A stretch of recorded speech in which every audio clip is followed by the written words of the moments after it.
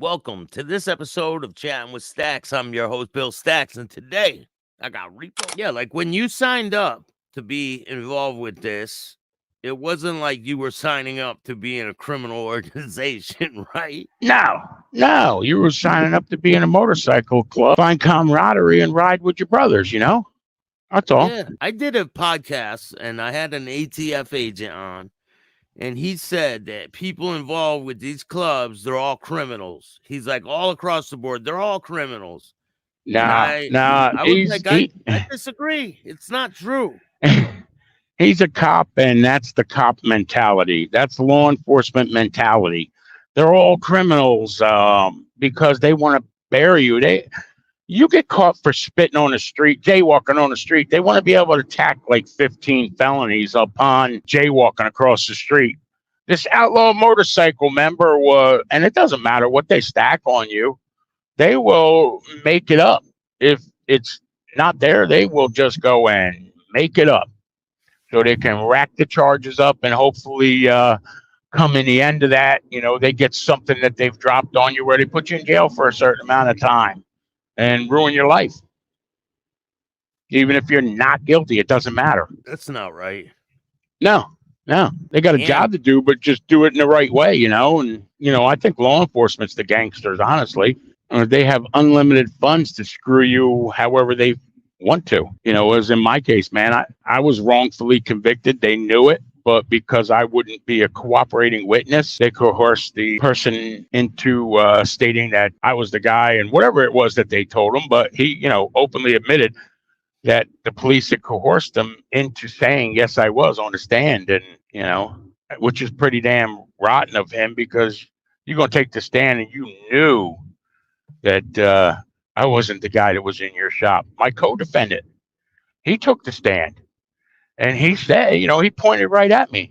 That ain't the white guy that was with me. He said the white guy's name, How much time did that guy end up getting? He got like a year of probation because he just, he stood at the door and didn't assault this guy, didn't do anything in his business. He wound up with a year, I think, of probation. His attorney was Larry Krasner at that time. Now, Larry Krasner is the district attorney now, right? Yeah, he's the Philadelphia district attorney. And, as we said, I think it might have aired already, when that case was done, the judge I had, he literally took his glasses off and threw his pen in the air. And I don't know what the hell just went on in my courtroom. And he reinstructed, you people understand, how I told you must find him guilty. And they, yeah. And he instructed the attorney I had at that time to come to his chambers in a matter of a couple of days, and he would tell him what to put into a motion for extraordinary relief on my case. And as time went on, that judge wound up retiring before we ever got back before him. So they really screwed you, man. Oh, yeah. Yep. But now Larry Krasner has an opportunity to right this situation. Oh, yeah. He said when he walked out of that courtroom that day, if I'm ever in a position to change this, you're innocent. And I know you're innocent. But if I'm ever in a position where I can make this right for you, I will. Larry Krasner, he free Meek Mill and a few others, I guess, I just got to go talk to that attorney to get this right. But, that's coming. Yeah, but we're calling him out now, Larry Krasner. You're right. Step up to the plate, Larry. Get this right. I mean, how amazing would that be if he did what he said he was going to do? It'd be amazing, man. I got to say, Bill, honest to God, man, I fought that case. I was on the street for 6 3/4 years on a bond. 6 3/4 years on bond before I had to turn myself in. Now, from what I understood was one of the longest a person was ever out on a bond in the city of Philadelphia. In that time, this could have been corrected, but it was corrupt and dirty. The dude that set me up on the case was an informant. His sister, from what I understand, was a Philadelphia cop. There's another thing. Through our structure, I don't know how he got allowed to become a member with his sister being a Philadelphia cop. I mean, That they slipped should through not the have cracks. happened. A lot of them slipped through the cracks. I don't know about slip through the crack, or the guy that was doing backgrounds at that time just didn't do the proper background on that individual. Obviously.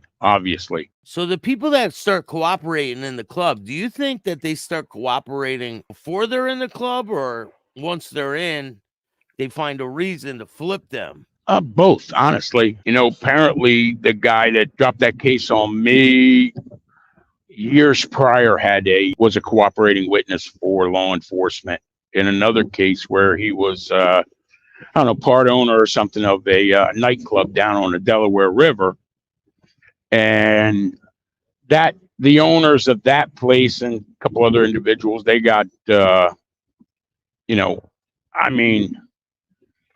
what I would call a lifetime of years for manufacturing of CDS and weapons. And in that paperwork that came up in a law search showed where he was a cooperating informant. And when he got popped and he became that informant, and he literally led the police and other law enforcement agencies directly to where the stash houses were, where the firearms were, the drugs were, where the drugs were made. And then this guy winds up becoming a Philadelphia HA with all that past, prior. I don't know how that slipped through the crack. It's wild. Yeah. And, and all the other crumbs that were in Philly, the crumb bums, they supported this loser. They thought he was something great. Well, sucks to be you fools, because, you didn't know who you were sitting down yapping with. And Pacer is the lookup search engine. Remember we were talking about that? Yeah, Pacer, LexINexus. There's two other law research applications you can use, and I think the one that I found him under was LexINexus, and there was that other one. He comes up on one, and it's if by the time this airs, if the feds don't rip that down, the guy's dead and gone now. He wound up dropping dead from something a couple years after I gotten released. And good riddance to him. If I was standing at his grave, I spit on your grave, you piece of shit. Edit whatever you need to edit to keep them from cutting it. But yeah, if I knew where his grave was, I would go spit on his freaking grave. Yeah, it's a terrible thing to do to someone, especially someone you call your brother. Yep. What was what happened with him in the club?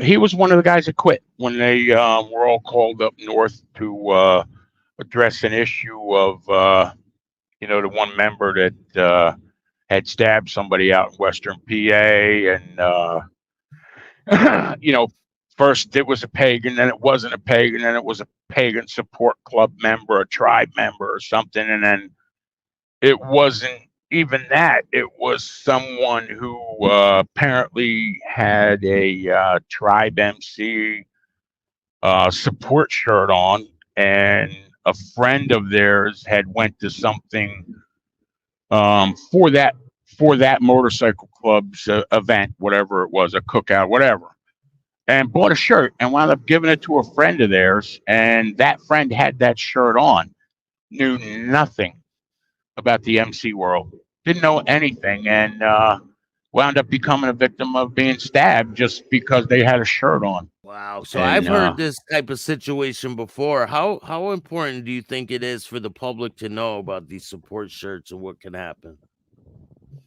Well, you go and you put, and I'm broadbanding here, any 1% motorcycle club support shirt on. Do understand clearly that they don't all get along, and you're subjecting yourself to something you might not be ready to just to say, hey, yeah, I support 81, I support 16, I this, whatever club it is. You're putting yourself into a position, be aware of it and be ready to have to defend yourself. Because if you're wearing it, hopefully you're not solid enough that, you might come out of there with a couple of punches in the eye or something and they rip the shirt off of you if you're lucky. I know back in the day, when we were what we were, somebody had a support 16 shirt on. It was like, yo, take the shirt off, turn it inside out, and vice versa. That's just the way the world was in the motorcycle club. Yeah. And you just don't go walking around wearing that stuff and not knowing, as many individuals do, though. It's a hype. They go and they buy it and they flaunt it and wear it, but they don't know what they're doing. And if there's a war going on, you're a casualty. If you're in the wrong place with the wrong people, you're going to have a problem. Have you ever heard of any situations where people have bought patches online and have been wearing them? Oh God, you hear of it all the time. I know on social media, like sites, you can go on there, you can buy a pagan cut, you can buy an HA cut, a bandito, numerous different ones. I would highly suggest you never, ever do something like that. No matter, show it off to your friends or something. Don't do it. Don't ever do that. If you're not there, man, don't go buying some patches online. And definitely, if you're stupid enough to do that in the first place, don't show them on something and go out.